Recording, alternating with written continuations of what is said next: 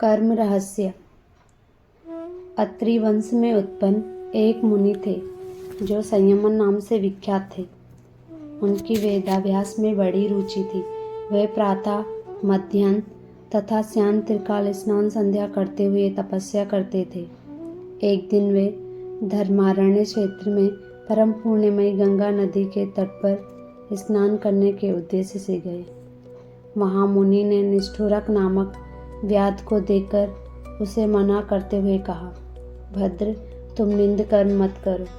तब मुनि की ओर देखकर व्याध मुस्कुराते हुए बोला, द्विजवर, सभी जीवधारियों में आत्मा रूप से स्थित होकर स्वयं भगवान ही इन जीवों के वेश में क्रीड़ा कर रहे हैं। जैसे माया जानने वाला व्यक्ति मंत्रों का प्रयोग करके माया फैला देता है, ठीक वैसे ही यह प्रभु की माया है। इसमें कोई संदेह नहीं करना चाहिए। विप्रवर, मोक्ष की इच्छा करने वाले पुरुषों को चाहिए कि वे कभी भी अपने मन में अहम भाव को न टिकने दें।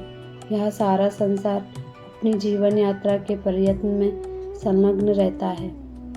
हाँ, इस कार्य के विषय में अहम अर्थात मैं करता हूँ, इस भाव का होना उचित नहीं है। निष्ठुरक व्याध की बातें सुनकर विप्रवर संयमन ने अत्यंत आश्चर्ययुक्त होकर उससे इस प्रकार कहा, भद्र, तुम ऐसी युक्ति संगत बात कैसे कह रहे हो?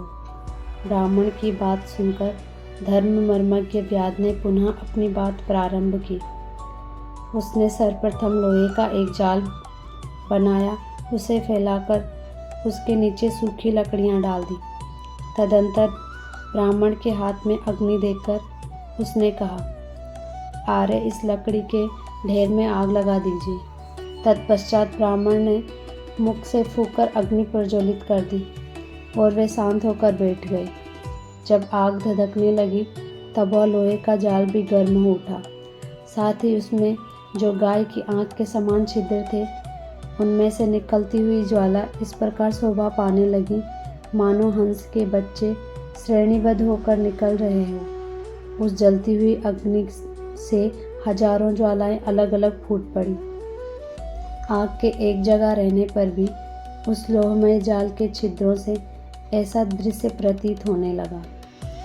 तब व्याध ने उन ब्राह्मण से कहा, मुनिवर, आप इनमें से कोई भी एक ज्वाला उठा लें, जिससे मैं शेष ज्वालाओं को बुझाकर शांत कर दूं। इस प्रकार कहकर उस व्याध ने जलती हुई आग पर जल से भरा एक घड़ा तुरंत फेंका। फिर तो वह आग सहसा शांत हो गई। सारा दृश्य पूर्ववत हो गया। अब व्याध ने तपस्वी संयमन से कहा, भगवान, आपने जो जलती आग ले रखी है वह उसी अग्निपुंज से प्राप्त हुई है।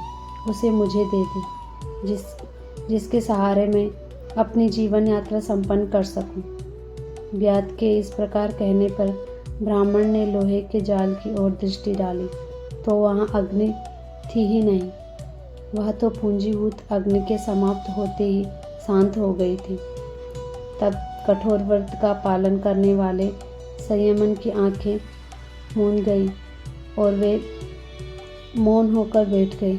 ऐसी स्थिति में व्याध ने उनसे कहा, विप्रवर, अभी थोड़ी देर पहले आग धधक रही थी, ज्वालाओं का और छोर नहीं था, किंतु मूल के शांत होते ही सबकी सब ज्वालाएं शांत हो गई।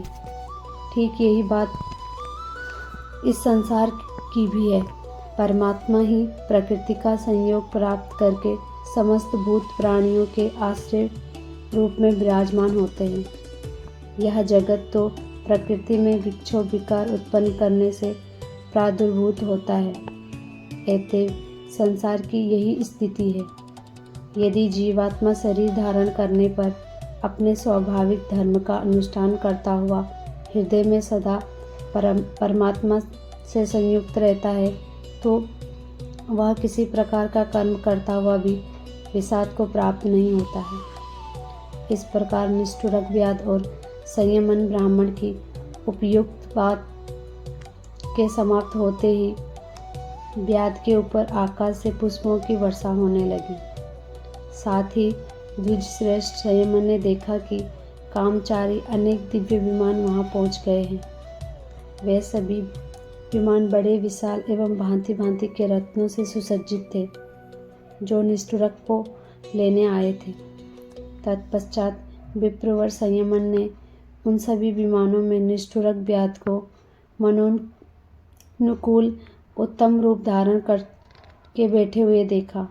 क्योंकि निष्ठुरक व्याध अद्वैत ब्रह्म का उपासक था, उसे योग की सिद्धि सुलभ थी, अतः उसने अपने अनेक शरीर बना लिए। यह दृश्य देखकर संयमन के मन में बड़ी प्रसन्नता हुई और वे अपने स्थान को चले गए। इससे सिद्ध होता है कि अपने वर्णाश्रम धर्म के अनुसार कर्म करने वाला कोई भी व्यक्ति निश्चय ही ज्ञान प्राप्त करके मुक्ति का अधिकारी हो सकता है। कहानी पसंद आए तो लाइक और शेयर कीजिए। ऐसी और कहानियों के लिए हमारे चैनल को सब्सक्राइब कीजिए। धन्यवाद।